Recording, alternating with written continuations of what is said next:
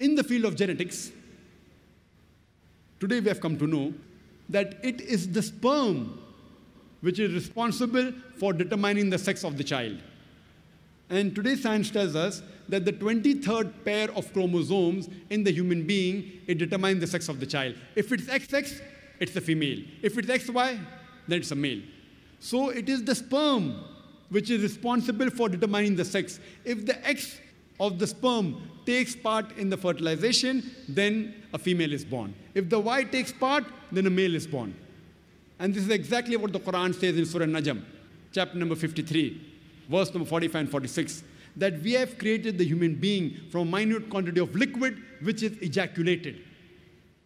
Minute quantity of liquid, ejaculated means it has to be a male fluid.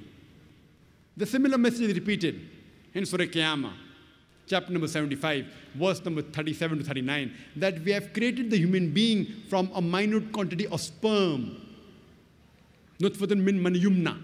We have created the human being from minute quantity of sperm, then made it into an alaqa, then made the alaqa into mudga, then gave it sex, male and female. So the Quran says that the sperm is responsible for the sex of the child, whether it's male or female.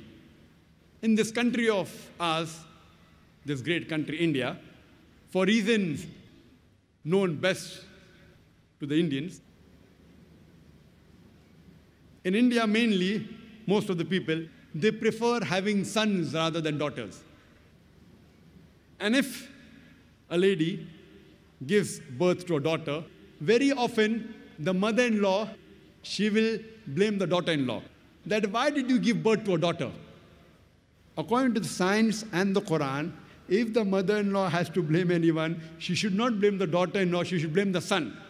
Because it is the male fluid which is responsible for deciphering the sex of the child, male or female. Actually, it's in the hands of Allah subhanahu wa ta'ala. He is the one who makes it male or female.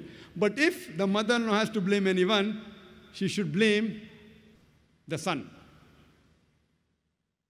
Because he is responsible for the sex of the child, male or female.